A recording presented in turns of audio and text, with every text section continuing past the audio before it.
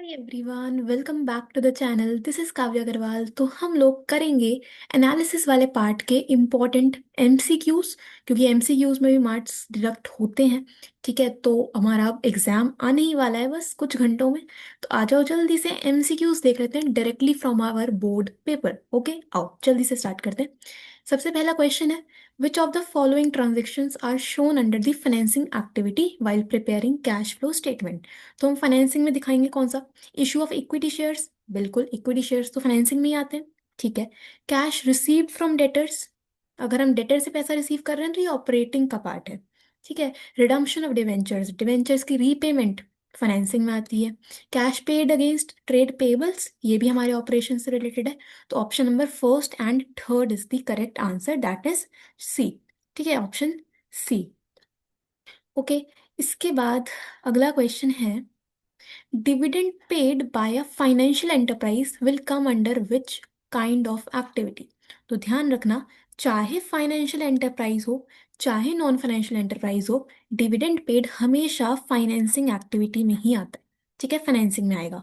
Okay, इसके बाद अगला question, interest received on investments will come under which type of activity from the following while preparing CFS of a non-financial enterprise। अगर एक non financial enterprise है, एक normal company है, उसके लिए इन्वेस्टमेंट पे इंटरेस्ट रिसीव करना इन्वेस्टिंग एक्टिविटी से रिलेटेड होता है। ठीक है, और अगर ये फाइनेंशियल होती, अगर ये मान लो फाइनेंशियल कंपनी होती, तो रेगुलर बेसिस का काम होता तो वो ऑपरेटिंग में जाता। ठीक, चलो इसके बाद हमें बताना है which of the following equation is correct. तो हमें फॉर्मूला बताना है। सो देखो, इसमें आंसर बनेगा हमारा ऑप्शन नंबर डी। ठीक है, cost of revenue from operations कैसे आता है? जब हम रेवेन्यू फ्रॉम ऑपरेशन में से क्रॉस प्रॉफिट को कर देते हैं माइनस, सेल में से जीपी माइनस करोगे तो आपको कॉस्ट मिलेगा, सिंपल। ठीक है, इसके बाद अगला, which of the following is a tool of financial statement analysis. Tool कौन सा है? देखो, cash flow statement is a tool, statement of P and L, notes to account and balance sheet, ये सब तो स्टेटमेंट्स होती हैं, फाइनेंशियल स्टेटमेंट्स होती हैं ये सब। ठीक है, टूल की बात हो रही है तो cash flow statement he is the correct answer, option number A. ठीक है, इसके अलावा कौन कौन से टूल्स होते हैं वो भी रिवाइज कर लेते हैं। एक होता है हमारा रेशियोज, ठीक है, एक होता है कंपैरेटिव स्टेटमेंट, और एक होता है common size statement.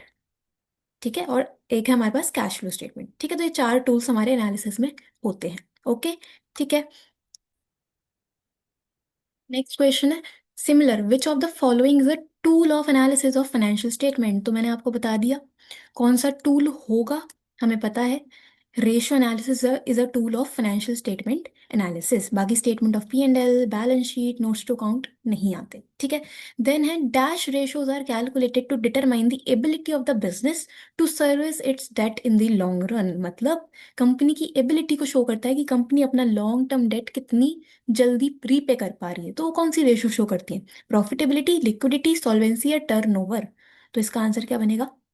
Solvency ratio. Long term solvency कौन शो करता है? Solvency ratio. ठीक है, देन नेक्स्ट है, ये अच्छा क्वेश्चन है, इन्वेंट्री टर्नओवर रेशियो हमें बतानी है। गिवन है आपको RFO, revenue from operations, average inventory and gross loss ratio. Gross loss ratio में फंसोगे फिर तुम, कंफ्यूज हो जाओगे। तो देखो, सबसे पहले तो हमें पता है, अब इसमें गिवन तो है नहीं ऑन सेल है या ऑन कॉस्ट है, तो अज्यूम करते हैं हमेशा ऑन सेल, ये ध्यान रखना। ठीक है, सो 20% गिवन है, आरएफओ गिवन है, तो हमारे पास ग्रॉस लॉस आ जाएगा। कैसे आएगा? हमारे पास 12 लाख का, 12 लाख का 20%, 12 लाख का 20% हमारे पास कितना आएगा ये? 12 लाख का 20% इज 240। ठीक है, 240 का तो ग्रॉस लॉस आ गया। ओके, अब हमें चाहिए होता है COGS, cost of goods sold. हमें पता है कि जब हमें सीओजीएस निकालना होता है तो हम आरएफओ में से जीपी को माइनस करते हैं।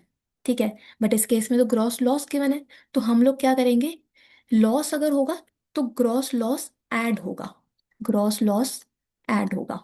ठीक है, आरएफओ है 12 लाख, लॉस है 2,40,000, तो ये आएगा 1440, 1440। ठीक है, सीओजीएस आ गया। ठीक है, तो ग्रॉस लॉस आ गया 14, sorry, cost of goods sold आ गया 14,40,000। ठीक है, देखो यहाँ से समझ में आ भी रहा है कि हमने क्यों प्लस किया। कॉस्ट आया है 14 लाख के करीब कुछ, ठीक है, 14 लाख 40, और सेल है 12 लाख, तो मतलब हमने लॉस पे सेल किया होगा ना। ठीक है। अब सीओजीएस आ गया, एवरेज इन्वेंट्री गिवन है। इन्वेंट्री टर्नओवर रेशो का फॉर्मूला होता है COGS upon average. So 1440 upon 2 lakh आप करोगे तो ये हमारे पास कितना आएगा, 1440 upon 2 lakh is 7.2 times. Option number C is the answer. ठीक है, ऑप्शन सी, राइट। चलो इसके बाद, interest of 3000 received in cash on loans and advances will result in. Loans and advances का मतलब कि हमने लोन दिया है। ठीक है, और जब भी हम लोन देते हैं वो एक तरह से हमारा इन्वेस्टमेंट होता है, उस पर इंटरेस्ट रिसीव होगा तो वो इन्वेस्टिंग में ही जाएगा। और इंटरेस्ट इनकम है, रिसीव हो रहा है तो इनफ्लो होगा। तो cash inflow from investing activity. ठीक है। इसके बाद, in case of a financial enterprise whose main business is lending and borrowing. एक फाइनेंशियल एंटरप्राइज है, इसका मेन काम ही क्या है, लोन देना, लोन लेना। ठीक है। सो इंटरेस्ट पेड और इंटरेस्ट रिसीव्ड कौन सी एक्टिविटी में आएगा, वो आएगा ऑपरेटिंग में। ठीक है, रेगुलर नेचर का काम है, ऑपरेशन से रिलेटेड है। इसके बाद, which of the following transaction will not result in flow of cash. कौन सी ट्रांजेक्शन से कैश फ्लो होगा ही नहीं। तो पहला पॉइंट है cash withdrawn from the bank, हमने पैसा बैंक से विड्रॉ करा। अब कुछ बच्चों को बोलेगा कि इनफ्लो तो हो रहा है, बट नहीं, यही ऑप्शन हमारा सही है, क्योंकि इसमें ये क्या है, कैश एंड कैश इक्विवेलेंट का पार्ट है। ठीक है, बैंक भी हमारा इक्विवेलेंट में आता है और कैश भी इक्विवेलेंट में आता है। तो एक फैक्टर बढ़ रहा है, एक कम हो रहा है, तो इसमें कोई भी कैश का फ्लो नहीं हो रहा। ठीक है। इशू ऑफ शेयर्स करेंगे तो ऑफ कोर्स कैश का फ्लो होगा। इन्वेस्टमेंट परचेज करेंगे तो भी कैश फ्लो है। वेजेस पे करोगे तो भी कैश फ्लो है। ठीक है, ओके। चलिए ये हो गया। इसके बाद, which of the following is not a profitability ratio. कौन सी इनमें से प्रॉफिटेबिलिटी रेशो नहीं है। सो देखो, जीपी रेशो तो प्रॉफिटेबिलिटी होती है, रिटर्न ऑन इन्वेस्टमेंट भी प्रॉफिटेबिलिटी का पार्ट है। प्रोपराइटरी रेशो, भाई प्रोपराइटरी रेशो इसमें नहीं आती। प्रोपराइटरी रेशो तो सॉल्वेंसी रेशो का टाइप है। ठीक है, चलो डन। इसके बाद देखो, सिमिलर क्वेश्चन, ये इंपॉर्टेंट है question. Which of the following is a tool. तो टूल में आपको पता है cash flow is a tool, बाकी statement of P and L, balance sheet, ये सब नहीं होते। ठीक है, चलिए देन नेक्स्ट है, the debt equity ratio of a company is 2:1। हमें बताना है कि रेशो इंक्रीज कब होगी। तो इंक्रीज करने के लिए या तो डेट बढ़ा लो, ठीक है, या फिर इक्विटी को कम कर दो। Okay. So issue of shares नहीं। इशू ऑफ 9% डिवेंचर्स, बिल्कुल, डिवेंचर इशू करोगे तो डेट बढ़ेगा, रेशो इंक्रीज होगी, सिंपल। ठीक है। इसके बाद, during the year ended 31 March, Shraddha limited earned net profit of 15 lakh before interest and tax. Company has a 10% long term debt of 50 lakh और टैक्स रेट है 40%। हमें निकालनी है interest coverage ratio. So formula होता है EBIT अपॉन इंटरेस्ट। ठीक है, हमें गिवन है net profit before interest and tax 15 lakh, और इंटरेस्ट कैसे आएगा, 50 लाख का लोन है, 10% रेट है, सो 5 लाख। तो ये आ जाएगा 3 टाइम्स। ठीक है, 3 टाइम्स, ऑप्शन बी। ओके। चलो इसके बाद अगला, which of the following transaction would result in inflow of cash and cash equivalent. Inflow कब होगा, आपके पास कैश आएगा कब। Furniture costing 80,000 sold for 75,000। एक फर्नीचर था, उसको हमने 75 में बेचा, बेचोगे तो कैश का इनफ्लो होगा, बिल्कुल, ऑप्शन ए, राइट। चलो ठीक। इसके बाद, which of the following transaction is not related to cash flow from investing activity. So investing में दो ही चीजें आती हैं, एक तो नॉन करंट एसेट्स, जिसमें हम बात करते हैं फिक्स्ड एसेट्स की, ठीक है, और नॉन करंट इन्वेस्टमेंट। ठीक। So purchase of marketable securities, marketable security purchase कर रहे हो भाई, ये तो कैश एंड कैश इक्विवेलेंट का पार्ट है, ऑप्शन ए ही आंसर बनेगा। बाकी लैंड की सेल, इन्वेस्टमेंट्स बेच रहे हैं, इक्विपमेंट परचेज कर रहे हैं, ये सब क्या है, इन्वेस्टिंग। ठीक है, ठीक ठीक ठीक, हो गया। इसके बाद next, if revenue from operations is 10 lakh and gross profit is 25% on cost, हमें cost of revenue from operations निकालना है। तो सिंपल इसमें चीज देखो, जीपी हमें कॉस्ट पे गिवन है और कॉस्ट तो हमें पता ही नहीं है, तो आप इस जीपी की परसेंटेज को सेल में कन्वर्ट कर लो। जिसके लिए आप टेबल ध्यान रखना कि अगर आपको कॉस्ट से सेल पे जाना है, तो अगर कॉस्ट पे 100% है तो सेल पे होगा कितना। ठीक है, ऐसी कॉस्ट पे अगर 50 है तो सेल पे कितना, कॉस्ट पे अगर 33.33 है और 25 है, या 20% है, तो कैसे निकलेगा? सो अगर कॉस्ट पे 100 है तो सेल पे होगा 50, कॉस्ट पे 50 है तो सेल पे मानेंगे 33%, अगर कॉस्ट पे 33 है तो 25% ऑन सेल, और अगर कॉस्ट पे 25% है तो 20% ऑन सेल, और 20% on cost mean 16.67% on sale. ठीक है, अब हमें जीपी 25% ऑन कॉस्ट बोला है, तो मतलब सेल पे कितना होगा? 20%। सो 10 लाख का 20% होता है 2 लाख, सो जीपी आएगा 2 लाख का। रिवेन्यू गिवन है 10 लाख, सो कॉस्ट कितना आएगा? RFO minus GP, 10 lakh minus 2 lakh है 8 लाख। ठीक है, अब ऑप्शंस में आपको 8 लाख गिवन नहीं है क्योंकि इसके ऑप्शंस में गड़बड़ है। ठीक है, सीबीएसई के मार्किंग स्कीम में लिखा हुआ है ऐसा। सो कोई बात नहीं, जो हमारा आंसर है करेक्ट वो 8 लाख आना है। ठीक है, चलो ठीक, चलो okay. Then if the operating ratio of Aman limited is 60%, तो हमें ऑपरेटिंग प्रॉफिट रेशियो बताना है। दोनों का सम क्या होता है? 100% के इक्वल। एक अगर 60% है तो दूसरा कितना होगा? 40%। बहुत simple. Okay, while preparing cash flow statement, interest received by a finance company, अगर एक फाइनेंस कंपनी इंटरेस्ट रिसीव करती है तो उसका रेगुलर नेचर का काम है, ऑपरेटिंग में आएगा। ठीक है, ऑपरेटिंग में आएगा। Then which of the following will result in flow of cash? अब फ्लो आउटफ्लो भी हो सकता है, इनफ्लो भी हो सकता है। कौन से होगा? Cash withdrawn from the bank? No, इसमें तो कैश एंड कैश इक्विवेलेंट का पार्ट है ये। 2 lakh debentures issued to vendor of machinery, हमने मशीनरी के वेंडर को इशू करे, कैश में तो इशू ही नहीं करे, अदर देन कैश है, इसमें भी कोई फ्लो नहीं। फिर है 30,000 रिसीव फ्रॉम डेटर, डेटर से पैसा रिसीव हो रहा है, इनफ्लो होगा, फ्लो हो रहा है, बिल्कुल ऑप्शन सी। ठीक है, इसके बाद an investment normally qualifies as cash equivalent only when it has a short maturity, तो जो इन्वेस्टमेंट्स को हम कैश इक्विवेलेंट में कंसिडर करते हैं यानी कि करंट इन्वेस्टमेंट्स, उनका मेच्योरिटी पीरियड कितना होता है? ध्यान रखना, 3 मंथ्स या 3 मंथ्स और लेस का टाइम पीरियड होता है, 3 मंथ्स और लेस। ठीक है, चलो उसके बाद which of the following is not a solvency ratio, तो सॉल्वेंसी रेशो का कौन सा टाइप नहीं है? रिटर्न ऑन इन्वेस्टमेंट, यही आंसर बनेगा। रिटर्न ऑन इन्वेस्टमेंट तो प्रॉफिटेबिलिटी रेशो का पार्ट है, बाकी interest coverage ratio, proprietary ratio, total assets to debt ratio, ये सभी क्या है? सॉल्वेंसी। ठीक, ओके, डन, समझ में आया। इसके बाद which one of the following statement is correct, तो आपको करेक्ट स्टेटमेंट बताना है। पहला पॉइंट है liquidity ratios are calculated to measure the short term solvency of the business, तो बिल्कुल सही है। लिक्विडिटी रेशियो यानी कि करंट और quick ratio short term solvency को ही शो करते हैं, तो ये स्टेटमेंट तो करेक्ट है। Current ratio is also known as acid test ratio, नहीं ऐसा तो हमने कहीं नहीं पढ़ा, गलत है ये स्टेटमेंट, ऑप्शन बी ही आंसर होगा। एसिड टेस्ट रेशियो होती है क्विक रेशियो, ठीक है, करंट रेशियो नहीं। ओके, बाकी पॉइंट्स भी पढ़ लेते हैं। Solvency ratios are calculated to determine the ability of the business to service its debt in the long run, तो long run की solvency कौन शो करता है? Solvency ratios, proprietary ratio expresses the relationship of proprietors fund to net assets, तो ये भी सही है। ठीक है, ऑप्शन बी करेक्ट है, इनकरेक्ट स्टेटमेंट है, तो ऑप्शन बी हमारा आंसर बनेगा।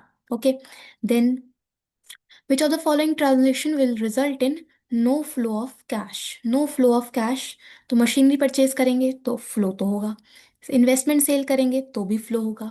Acquisition of machinery bye issue of equity shares, हमने मशीनरी खरीदी है, एक्विजिशन का मतलब परचेज करी है, इक्विटी शेयर इशू करके, तो यार इसमें तो कोई कैश का आउटफ्लो या इनफ्लो कुछ हुआ ही नहीं, option C correct, right.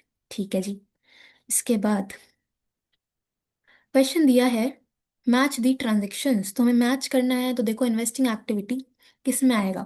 Purchase of goodwill, goodwill अगर परचेज होगी, इंक्रीज होगी, परचेज कर रहे हैं तो इन्वेस्टिंग में आता है। ठीक है, इन्वेस्टिंग में ए का option number second.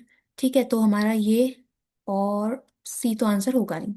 Financing activity, interest paid, बिल्कुल, तो बी का फर्स्ट और सी का थर्ड। ठीक है, option B is the right answer. ठीक है, then the current assets of X limited are 2 lakh and current liabilities are 1,50,000। Working capital turnover ratio given है 6 टाइम्स, हमें रेवेन्यू फ्रॉम ऑपरेशंस बताना है, तो आपको फॉर्मूला ध्यान होना चाहिए। वर्किंग कैपिटल टर्नओवर रेशो का फॉर्मूला होता है आरएफओ अपॉन वर्किंग कैपिटल। ठीक है, आरएफओ आपको दिया है, नहीं हमें निकालना है, तो 6 = RFO upon working capital. Working capital कैसे आता है? वर्किंग कैपिटल होता है current assets minus current liability. ठीक है, करंट एसेट्स हैं 2 लाख, करंट लाइबिलिटी है 1,50,000, तो 50,000 का हमारा वर्किंग कैपिटल आएगा। इसको मल्टीप्लाई करो तो 6 × 50,000 ये बनेगा 3 लाख। 3 लाख ऑप्शन बी हमारा रेवेन्यू फ्रॉम ऑपरेशंस। ठीक है। Then which one of the following are operating activity for the purpose of preparing cash flow statement. तो ऑपरेटिंग में कौन सा आएगा? Dividend and interest received on in securities. तो डिविडेंड रिसीव हो रहा है, इंटरेस्ट रिसीव हो रहा है सिक्योरिटीज पे, तो ये तो इन्वेस्टिंग में आता है। ठीक। Payment of employee benefit expense operation से रिलेटेड है, आएगा। Cash receipt from royalty and fees, ये भी आएगा, फीस रिसीव कर रहे हो। Issue of share against purchase of machinery, तो ये तो भाई कैश फ्लो में आएगा ही नहीं, क्योंकि इसमें तो इनफ्लो आउटफ्लो कुछ हो ही नहीं रहा। तो सेकंड और थर्ड हमारा सही है, option D is the correct answer. ठीक। के बाद अगला क्वेश्चन है, the tool of analysis of financial statements which helps to assess profitability solvency and efficiency. तो कौन सा टूल है जो कंपनी की प्रॉफिटेबिलिटी सॉल्वेंसी और एफिशिएंसी को शो करता है? वो होता है हमारा रेशियो एनालिसिस। बहुत सिंपल। ठीक है। प्रॉफिटेबिलिटी रेशो होती है, सॉल्वेंसी रेशो होती है, टर्नओवर रेशोज होती हैं, रेशोज। ठीक है। इसके बाद dash is also known as the acid test ratio. तो हमें पता है क्विक रेशो को ही हम लोग एसिड टेस्ट रेशो बोलते हैं, और क्विक रेशो का ही एक और नाम है, दैट इज लिक्विड रेशो। ठीक है। इसके बाद क्विक रेशो हमें गिवन है 1.5:1। हमें बताना है कि रेशो डिक्रीज कब होगी। तो डिक्रीज करने के लिए या तो आप क्विक एसेट्स कम कर दो, ठीक है, या करंट लाइबिलिटी इंक्रीज कर दो। ओके।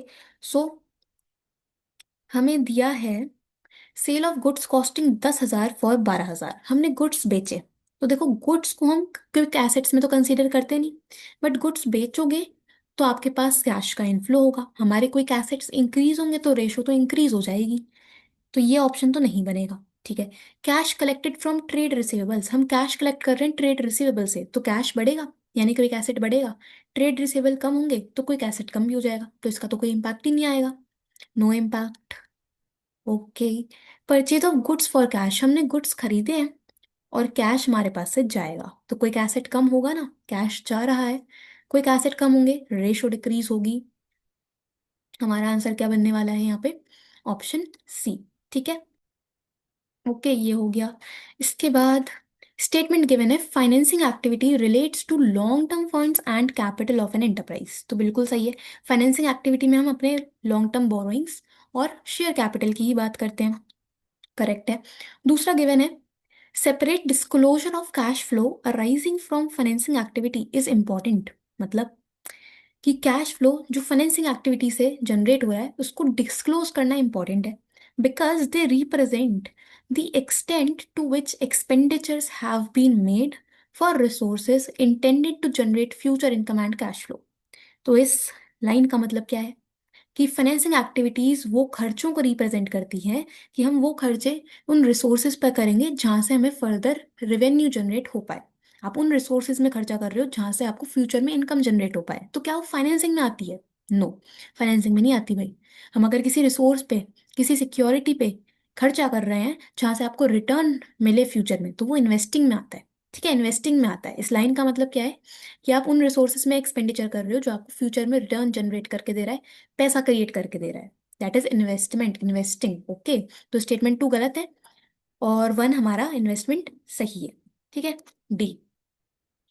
इसके बाद what will be the effect of transaction payment of employee benefit expense. तो एम्प्लॉय बेनिफिट एक्सपेंस पे कर रहे हो, ऑपरेटिंग में आएगा, आउटफ्लो होगा, ऑप्शन ए।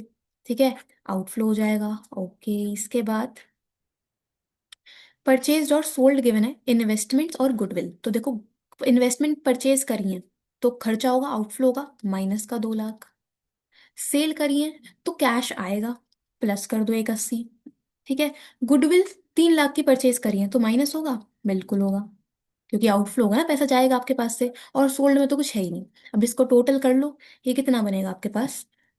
ये बन जाएगा -2 लाख प्लस 180 -3 लाख। ये आएगा -320, यानी कि आउटफ्लो होगा इन्वेस्टिंग में 320 का। ठीक है, डन। समझ गए इतना? के बाद अगला क्वेश्चन है, which of the following transaction will result in flow of cash. तो फ्लो कब होगा कैश का? कैश विड्रॉन फ्रॉम बैंक, बिल्कुल नहीं, ये तो कैश एंड कैश इक्विवेलेंट का पार्ट है।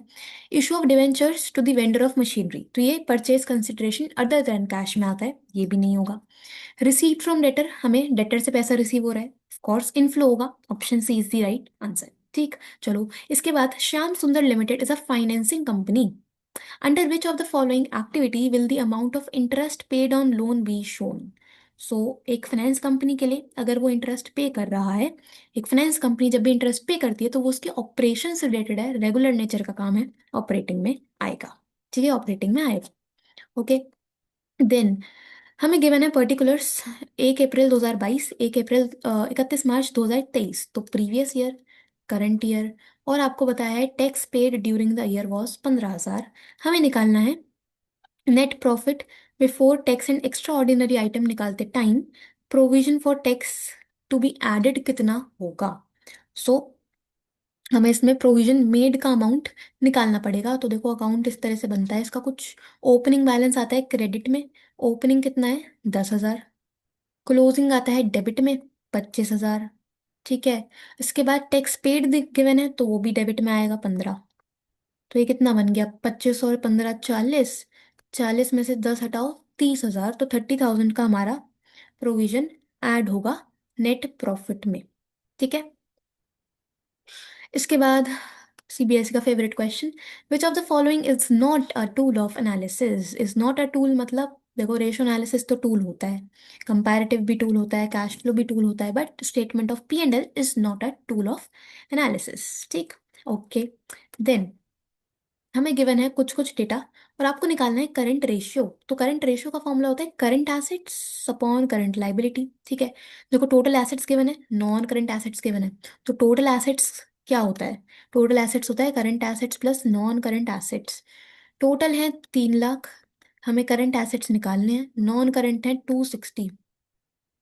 ठीक है, तो क्या मेरे पास 40,000 के करंट एसेट्स आ जाएंगे, बिल्कुल आ जाएंगी। ठीक है, और करंट लाइबिलिटी कैसे आएंगी, हमें पता है बैलेंस शीट का टोटल टोटल एसेट्स के इक्वल होगा। ठीक है, तो अगर मैं टोटल एसेट्स में से नॉन करंट लाइबिलिटी हटाऊं और शेयर होल्डर फंड हटा दूं तो मेरे पास क्या आएगा, करंट लाइबिलिटी आ जाएंगी। ठीक है, टोटल एसेट्स है 3 लाख, नॉन करंट है 80,000, शेयर होल्डर फंड है 2 लाख। तो ये आपके पास कितना बनेगा, ये बन जाएगा 20,000, 20,000 के करंट लाइबिलिटी। तो 40,000 अपॉन 20,000 इज 2:1, ऑप्शन बी 2:1। ठीक है, ये कैसे निकाला, इसमें चलो मान लो बैलेंस शीट बना देते हैं। तो देखो इस तरह से हमारी बैलेंस शीट बनती है, जिसमें एसेट्स में करंट एसेट्स आते हैं, नॉन करंट एसेट्स आते हैं, और फिर टोटल निकाल देते हो आप। लाइबिलिटी में आता है एक तो share holder fund, current liability, non current liability. ठीक है, share holder fund, non current liability और करंट लाइबिलिटी और टोटल। ठीक है, अब हमें क्वेश्चन में टोटल एसेट्स पता है, मतलब ये वाला अमाउंट पता है। इस वाले अमाउंट से अगर मैं ये शेयर होल्डर फंड माइनस कर दूं और नॉन करंट लाइबिलिटी माइनस कर दूं तो क्या मेरे पास करंट लाइबिलिटी आ जाएंगी, बिल्कुल। तो वही हमने फॉर्मूले के फॉर्म में अप्लाई करा है। ठीक। चलो इसके बाद अगला क्वेश्चन है, when current ratio is 4:1, current assets are 60,000, quick ratio given है 2.5, हमें इन्वेंट्री निकालनी है। सो इन्वेंट्री के लिए आपको करंट एसेट्स तो गिवन है, हमें क्विक एसेट्स और निकालने पड़ेंगे। सो देखो क्विक करंट रेशियो है 4:1 और एसेट्स भी आपको गिवन है, तो हम यहाँ से करंट लाइबिलिटी निकाल लेंगे। 4/1 equal to 60,000 upon current liability. ठीक है, सो करंट लाइबिलिटी आएंगी 60,000 अपॉन 4, दैट इज 15,000 की करंट लाइबिलिटी। ठीक है, हम इसको यूज करके क्विक एसेट्स निकाल लेंगे, क्विक रेशियो आपको गिवन है, तो quick assets upon current liability is 2.5/1 equal to quick assets upon 15,000।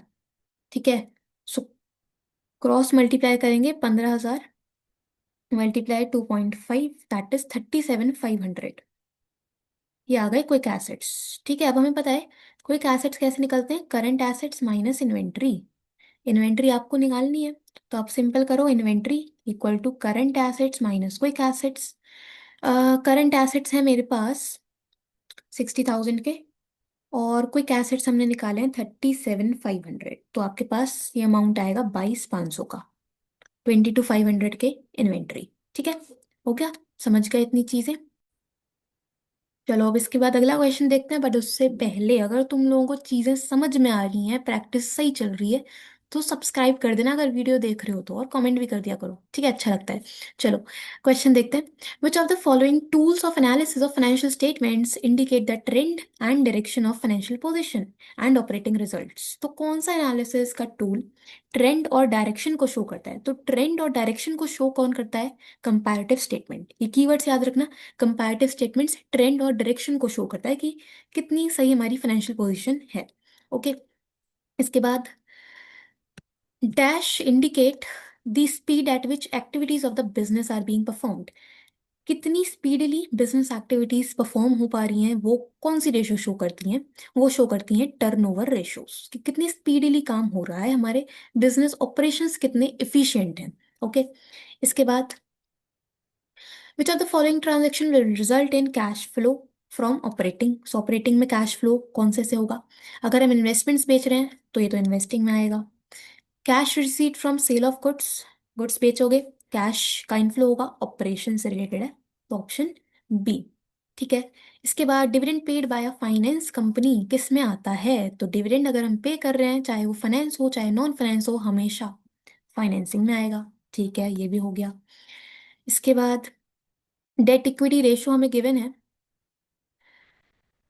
So debt equity ratio है 3:2। विच of the following will result in increase in the ratio? Increase कब होगी? जब date बढ़ेगा। और डेट किस में बढ़ रहा है? इशू ऑफ डिबेंचर्स में। सीधा सीधा आंसर है, डिबेंचर इशू करोगे डेट बढ़ेगा, रेशो बढ़ेगी। Option B. ओके।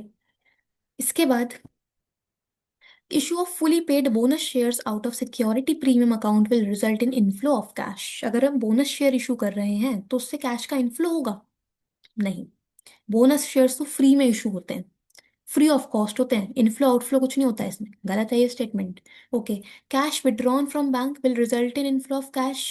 बिल्कुल नहीं। कैश विड्रॉन फ्रॉम बैंक तो कैश एंड कैश इक्विवेलेंट का पार्ट है, ना इनफ्लो ना आउटफ्लो। ये भी गलत, दोनों स्टेटमेंट गलत है। ठीक है, सो ऑप्शन बी। ओके, ये भी हो गया हमारा काम। चलो इसके बाद अगला क्वेश्चन देखते हैं। तो क्वेश्चन है the transaction acquisition of machinery bye issue of equity shares of 5 crore will result इन। हमने मशीनरी एक्वायर करी है, परचेज करी है इक्विटी शेयर इशू करके, तो उससे क्या होगा? तो खुद सोचो, अगर हम मशीनरी खरीद रहे हैं, हमने शेयर इशू कर दिए, तो ना तो कैश का इनफ्लो होगा ना आउटफ्लो होगा, शेयर्स जा रहे हैं ना आपके पास से, तो ये purchase consideration other than cash का पॉइंट हो गया। तो इस केस में ऑप्शन नंबर डी आंसर बनेगा, नो फ्लो ऑफ कैश। ठीक है। इसके बाद अगला अगला क्वेश्चन है the transaction capital gain tax paid on sale of fixed asset is classified under which of the following? Capital gain tax क्या होता है कि जब हम फिक्स्ड एसेट बेचते हैं तो जो प्रॉफिट होगा उस पे हम टैक्स देंगे। तो फिक्स्ड एसेट तो इन्वेस्टिंग में आते हैं, तो कैपिटल गेन टैक्स भी किस में आएगा? इन्वेस्टिंग में आएगा। Option B, investing. ठीक है। इसके बाद analysis of financial statement is useful and significant to different users. तो which of the following users is particularly interested in the firm's ability to meet their claims over a very short period of time? तो इनमें से कौन सा user interested होगा company की ability check करने के लिए कि वो कंपनी अपने क्लेम्स, अपनी लाइबिलिटीज को कितनी कम टाइम में पे कर पा रही है, नहीं कर पा रही? तो उसके लिए कौन इंटरेस्टेड होंगे? ट्रेड पेबल्स, इसमें हमारे क्रेडिटर्स आ जाते हैं। ठीक है, ये भी done. Then dash ratios are calculated to determine the ability of the business to service its debt in the long run। तो लॉन्ग रन की बात हो रही है, सॉल्वेंसी की बात होगी। ठीक है, ये भी कवर्ड है हमारा क्वेश्चन। इसके बाद और क्या है हमारे पास? One more. Identify which of the following transaction will result in cash inflow from operating activity. Cash का इनफ्लो बोला है, पैसा आएगा कब आपके पास? अगर आप पेमेंट करोगे क्रेडिटर्स को, नहीं, आउटफ्लो होगा। इंटरेस्ट रिसीव कर रहा है एक नॉन फाइनेंस कंपनी, तो ये तो इन्वेस्टिंग में आता है। Dividend receive by non finance company, ये भी इन्वेस्टिंग में आएगा। ठीक है। इसके बाद amount receive from debtor, debtor से पैसा रिसीव कर रहे हो, ऑपरेशन से रिलेटेड है, इनफ्लो होगा। Option D. ठीक है। देन इसके बाद quick ratio is 1:2। Which of the following transaction will result in increase in this ratio? तो रेशो बढ़ेगी कब? जब क्विक रेशो में क्विक एसेट्स बढ़ेंगे तो हमारी रेशो इंक्रीज हो जाएगी। पहला पॉइंट है cash received from debtor, debtor से पैसा रिसीव होगा, तो यार एक तो डेटर हमारे कम होंगे तो क्विक एसेट्स कम हो जाएंगे, और कैश रिसीव होगा तो क्विक एसेट बढ़ भी जाएंगे, तो इम्पैक्ट तो कुछ आया नहीं। ठीक है। इसके बाद सोल्ड गुड्स ऑन क्रेडिट, हमने गुड्स बेचे हैं क्रेडिट पे। तो गुड्स बेचोगे क्रेडिट पे तो आपके डेटर अराइज होंगे, डेटर। और डेटर तुम्हारा कोई एसेट्स है, कोई एसेट बढ़ेंगे। और गुड्स को तो हम कंसीडर ही नहीं करते इन्वेंट्री में, क्विक रेशो में। सो डेटर इंक्रीज हो रहे हैं, क्विक एसेट्स बढ़ेंगे, यानी कि क्विक रेशो बढ़ेगी। Option B. ठीक है, option B is the correct answer. के बाद बेटा बेटा बेटा बेटा क्वेश्चन है, quick ratio is 2:1। Which of the following transaction will result in decrease of this ratio? Ratio कम कब होगी? सो रेशो कम करना है तो या तो कोई एसेट्स को कम कर लो, या फिर करंट लाइबिलिटी को बढ़ा लो। ठीक है। पेमेंट ऑफ आउटस्टैंडिंग सैलरी, अगर हम सैलरी पे कर रहे हैं, सो देखो 2:1 की रेशो है, मतलब मान लो 2,000 के कोई एसेट्स हैं, 1,000 की करंट लाइबिलिटी है। हमने आउटस्टैंडिंग सैलरी की पेमेंट करी तो हमारे पास से कैश जाएगा, कैश एक कोई एसेट है, सपोज आउटस्टैंडिंग सैलरी थी 500 रुपए की, तो 500 कर दो कोई एसेट्स में से माइनस। और सैलरी हम पे कर रहे हैं, आउटस्टैंडिंग सैलरी करंट लाइबिलिटी भी है, तो डिनोमिनेटर में से ही माइनस होगा। ये आपके पास आएगा 1,500/500। ये तो 3:1 बन गया, रेशो इंक्रीज हो गई। ये तो आंसर है नहीं। फिर आपको दिया है cash received from debtor, debtor से पैसा रिसीव होगा तो इसका तो इम्पैक्ट ही नहीं आएगा। ये भी नहीं। Sale of goods at a profit, अगर हम गुड्स प्रॉफिट पे बेच रहे हैं, तो देखो गुड्स बेचोगे तो उसका इम्पैक्ट नहीं आएगा क्विक रेशो पे। बट प्रॉफिट पे बेच रहे हो तो कैश का इनफ्लो तो होगा, कोई एसेट बढ़ेगा, तो इसमें क्विक रेशो इंक्रीज होगी। बचा कौन सा? Option D, goods purchased for cash. Goods खरीदोगे, कैश आपके पास से जाएगा, आउटफ्लो होगा, कोई एसेट्स कम होंगे, और क्विक रेशो भी कम हो जाएगी। ठीक है। देन नेक्स्ट है अगला क्वेश्चन। दिया हुआ है statement snow limited made a net profit of 5 lakh after taking into consideration interest on investment 1 lakh. So net profit है 5 लाख का, और इंटरेस्ट ऑन इन्वेस्टमेंट है 1 लाख का। Operating profit before working capital changes would be 4 lakh. क्या हमारा operating profit before working capital changes 4 lakh का आएगा? बिल्कुल आएगा। 5 लाख का नेट प्रॉफिट है, उसमें से आप नॉन ऑपरेटिंग इनकम को माइनस करते हो, इंटरेस्ट नॉन ऑपरेटिंग इनकम है, तो 5 लाख माइनस 1 लाख, 4 लाख। करेक्ट है बिल्कुल। इसके बाद स्टेटमेंट 2 है, to calculate operating profit before working capital changes interest on investment is subtracted from net profit because it is a non operating income. ठीक है, it is a non operating income, तो इसलिए हम इसको क्या करेंगे? माइनस कर देंगे। ये भी एकदम सही है, तो दोनों स्टेटमेंट करेक्ट है। ऑप्शन डी हमारा आंसर इसमें बन जाएगा। ठीक है, टूल आपने ऑलरेडी देख लिया है, तो इसको स्किप मारते हैं क्वेश्चन को। इसके बाद while preparing common size statement of P and L each item is expressed as a percentage of. अगर हम P and L common size बना रहे हैं तो उसमें हम बेस में लेते हैं रेवेन्यू फ्रॉम ऑपरेशंस को।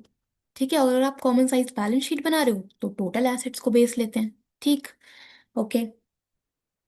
इसके बाद cash flow statement is prepared in accordance with accounting standard 3। ठीक है, अकाउंटिंग स्टैंडर्ड 3 के बेसिस पे कैश फ्लो बनता है। ओके। इसके बाद देखो अगला क्वेश्चन है, the current ratio of Manas limited is 2:1। Which of the following transaction will reduce the current ratio? Current ratio कम करनी है, फॉर्मूला होता है current assets upon current liability. Ratio कम करना चाहते हो तो या तो करंट एसेट्स कम कर लो, या करंट लाइबिलिटी बढ़ा लो। ठीक है। गिवन है पेमेंट टू ट्रेड पेबल्स, अगर हम पेमेंट कर रहे हैं ट्रेड पेबल्स को, तो सपोज 2,000 और 1,000, इस तरह से हमें करंट एसेट्स और क्विक एसेट्स, करंट एसेट्स और करंट लाइबिलिटी गिवन थी। हम पेमेंट करेंगे तो हमारे पास से कैश जाएगा, माइनस कर दो सपोज 500। और ट्रेड पेबल करंट लाइबिलिटी है, तो डिनोमिनेटर में से ही 500 माइनस, ये बचेगा 1,500/500। 3:1 की रेशो बन जाएगी, तो रेशो तो इंक्रीज हो रही है, तो ऑप्शन ए तो आएगा नहीं। Issue of share, share issue कर रहे हो, लिखा नहीं है कैश में, तो कंसीडर करो कैश में ही है। इशू करोगे तो कैश आएगा, करंट एसेट आएगा, रेशो इंक्रीज होगी, ये भी नहीं होगा। Sale of inventory at a loss, हमने इन्वेंट्री बेची लॉस पे। मतलब क्या है कि सपोज 2,000 के करंट एसेट्स थे, इन्वेंट्री बेच रहे हो 1,000 की, तो इन्वेंट्री होगी माइनस। और लॉस पे बेची है तो मतलब क्या है कि आपके पास जो कैश आएगा वो 1,000 से कम आएगा। सपोज 800 में बेचा, तो 800 का कैश आएगा, 800 कर दो प्लस। ठीक है, 1,000 की इन्वेंट्री माइनस क्योंकि सेल कर रहे हैं, और कैश आपके पास कितना आ रहा है, सपोज 800 तो प्लस। और करंट लाइबिलिटी पे तो कोई चेंज है नहीं, तो 1,000 की करंट लाइबिलिटी, ये कितना बना? ये आपके पास बनेगा कुछ हमारा ये बन जाएगा 1000 + 800, तो ये बना 1800/1000, तो 1.8 की रेशो बन जाएगी। और ओरिजिनल कितनी है, 2:1, रेशो डिक्रीज हो गई। Option C. ठीक है। तो इसमें अब अमाउंट ले लिया करो कुछ कुछ इमेजिन करके, और तब आपका क्वेश्चन बन जाएगा। ठीक है। अरे यार मेरा पेन। चलो, इसके बाद, which of the following transaction will result in cash flow from operating activity. So inventory purchase कर रहे हो, ऑपरेशन से रिलेटेड है, इन्वेंट्री में ही आएगा। Option A, sale of patents, अगर हम पेटेंट सेल कर रहे हैं, सो वो इन्वेंट एक एसेट माना जाता है, सेल कर रहे हैं तो इन्वेस्टिंग में आएगा, और कैश का इनफ्लो होगा। बेच रहे हो ना तो पैसा आएगा, cash inflow from investing activity. ठीक है। अगर पेटेंट्स रिटर्न ऑफ लिखा होता तो ऑपरेटिंग में जाता और प्लस होता। ठीक है। देन नेक्स्ट है, if the operating ratio of Sana limited is 28%, तो ऑपरेटिंग प्रॉफिट रेशो कितनी आएगी। 100 में से 28 माइनस कर दो, सम तो 100 के इक्वल होता है, 72%। ठीक। Statement which expresses all item of a financial statement as a percentage of some common base. कौन सी स्टेटमेंट है जिसमें हम एक कॉमन बेस लेके चलते हैं, वो होती है कॉमन साइज स्टेटमेंट। ठीक है। ये भी आता है हमको। इसके बाद अगला question, sale of marketable securities will result in flow of cash. Marketable security बेच रहे हो बेटा, तो नॉन सॉरी मार्केटेबल सिक्योरिटी हमारी करंट इन्वेस्टमेंट्स होती हैं, फ्लो नहीं होता कैश का, कैश एंड कैश इक्विवेलेंट का पार्ट होता है। गलत है ये स्टेटमेंट। ठीक है। Cash flow implies movement of cash in and out due to some non cash item. Cash flow में हम कैश का इन और आउट कंसीडर करते हैं नॉन कैश आइटम्स का। बिल्कुल सही है। देखो डेप्रीसिएशन नॉन कैश है, हम उसे ऐड करते हैं ना, है ना, कि हम P&L में डेप्रिसिएशन दिखा देते थे तो उससे हमारा कैश कहीं ना कहीं कम हो जाता था। सही करने के लिए प्लस कर रहे हैं, तो ये स्टेटमेंट बिल्कुल सही है। ठीक है। So statement 1 is false, statement 2 is correct. ठीक है जी, हो गया। इसके बाद लास्ट चार क्वेश्चंस और। Operating ratio of a company 63%, GP ratio है 20%, हमें बताना है ऑपरेटिंग प्रॉफिट रेशो कितनी होगी। तो हमें पता है ऑपरेटिंग प्रॉफिट रेशो और ऑपरेटिंग रेशो दोनों का सम 100% के इक्वल होता है, तो जीपी को तो तुम लोग इग्नोर कर दो। ठीक है, कोई जरूरत नहीं है इसकी। 63% ऑपरेटिंग रेशो है तो ऑपरेटिंग प्रॉफिट कितनी आएगी, 37%। ठीक है, 37 और 63 का सम 100 होता है ना, तो 37% हमारा आंसर है। ऑप्शंस में गिवन नहीं है क्योंकि इसके ऑप्शंस इनकरेक्ट हैं एज पर दी आंसर की। सो हमारा आंसर वैसे 37% आना है। ठीक है। तो इससे आपको ये पता चलता है, एक सीख मिलती है, हमने ऐसे दो क्वेश्चंस चेक करे जिसमें ऑप्शंस गलत हैं। तो सीबीएसई के क्वेश्चन पेपर में कई बार गलतियां होती हैं। आप अगर कॉन्फिडेंट हो अपने कॉन्सेप्ट्स को लेके, तो क्वेश्चन उसी तरह से अटेम्प्ट करना। ठीक है। चलो इसके बाद, which of the following is not a purpose of analysis of financial statements. तो कौन सा इसका पर्पस नहीं है, एनालिसिस हम करते हैं, कौन सा इसमें से पर्पस नहीं होगा। तो देखो, to assess the current profitability and operational efficiency of the firm. Of course अगर हम एनालिसिस कर रहे हैं तो प्रॉफिटेबिलिटी चेक करने के लिए तो करेंगे, तो ये तो है। दूसरा है to ascertain relative importance of different components of financial position. अलग अलग कंपोनेंट्स के हम स्टडी कर रहे हैं, उनकी इंपॉर्टेंस चेक कर रहे हैं, तो ये भी सही है। To just study the reports of the company, क्या हम सिर्फ कंपनी की रिपोर्ट्स को पढ़ने के लिए एनालिसिस करते हैं, नहीं जी, ये तो गलत है। ठीक है। एबिलिटी चेक करने के लिए कंपनी अपना डेट कितने अच्छे से पे कर पा रही है, तो उसके लिए हम एनालिसिस करेंगे। ठीक है, तो ऑप्शन सी हमारा आंसर इसमें बनेगा। देन अगला है, ratios that are calculated for measuring the efficiency of operations of business based on effective utilization of resources. तो कौन सी रेशोज हैं जो ये बताती हैं कि एक बिजनेस की एफिशिएंसी कितनी अच्छी है, वो कितने अच्छे से अपनी रिसोर्सेज को यूटिलाइज कर रहा है। तो इसका आंसर क्या होगा, एक्टिविटी रेशोज। ठीक है, activity ratios. Okay. Then the activities that result in changes in the size and composition of owners capital and borrowings of the enterprise। कौन सी एक्टिविटी है जिससे ओनर्स कैपिटल और बोरोइंग्स में चेंज आता है, तो वो होती है हमारी फाइनेंसिंग एक्टिविटी। ठीक है, financing activity. Okay. Which of the following transaction will not result in the inflow of cash. So cash का इनफ्लो किस में नहीं होगा, cash deposited in the banks. हमने अगर कैश डिपॉजिट करा है बैंक में, तो यार देखो इसमें तो कोई ना तो इनफ्लो है ना तो आउटफ्लो है, क्योंकि ये तो सी एंड सी इक्विवेलेंट का पार्ट है। ठीक है, तो ये तो आंसर बनेगा नहीं। ठीक, उसके बाद पेमेंट ऑफ सैलरीज, अगर हम सैलरी पे कर रहे हैं तो इससे हमारे पास से आउटफ्लो होगा। ठीक है, इशू ऑफ डिबेंचर्स, अगर हम डिबेंचर इशू करेंगे तो इनफ्लो होने वाला है। और अगर हम मशीनरी परचेज करेंगे तो भी आउटफ्लो होने वाला है। ठीक है, तो भी आउटफ्लो होने वाला है। तो अब हमें बताना क्या। तो देखो यार, इसमें हमसे पूछा था will not result in inflow of cash. Cash का इनफ्लो किस में नहीं होगा, तो ऑप्शन ए में भी इनफ्लो नहीं हो रहा, ऑप्शन बी में भी इनफ्लो नहीं हो रहा, और ऑप्शन डी में भी इनफ्लो नहीं हो रहा। ठीक है, तो इसके आंसर ये तीनों ऑप्शंस बन सकते हैं, तो अगर आप इन तीनों में से कोई भी अटेम्प्ट करोगे तो आपको मार्क्स मिलेंगे। ठीक है, चलो जी, काफी गलत क्वेश्चन बनाया है इन्होंने। इसके बाद last question for this video. In case of non financial enterprises, अगर नॉन फाइनेंशियल एंटरप्राइज है, नॉन फाइनेंशियल कंपनी है, so payment of interest and dividend are classified as financing activity. Interest pay करेंगे, dividend pay करेंगी अगर एक non financial enterprise, तो क्या वो फाइनेंसिंग में आएगा? बिल्कुल आएगा। Whereas receipt of interest and dividend, receipt का मतलब इनफ्लो, रिसीव हो रहा है आपको, वो इन्वेस्टिंग में आएगा। बिल्कुल, अगर आप इंटरेस्ट रिसीव कर रहे हो, डिविडेंड रिसीव कर रहे हो, तो वो इन्वेस्टिंग में आते हैं for a non financial enterprise. ठीक है, तो स्टेटमेंट वन तो सही है।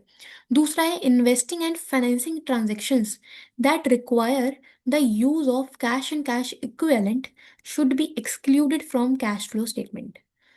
सो वो इन्वेस्टिंग और फाइनेंशियल ट्रांजेक्शन्स जिसमें कैश और कैश इक्विवेलेंट का यूज हो रहा है, यूज का मतलब आउटफ्लो हो रहा है, तो क्या वो हम सीएफएस में से एक्सक्लूड करके चलते हैं? नहीं भाई, कैसी बातें कर रहे हो, कैश फ्लो स्टेटमेंट में तो दिखाओगे ना इन्वेस्टिंग और फाइनेंसिंग। गलत है ये स्टेटमेंट। ठीक है, तो पहली सही और दूसरी इज करेक्ट, ऑप्शन डी। ठीक है जी, हो गया।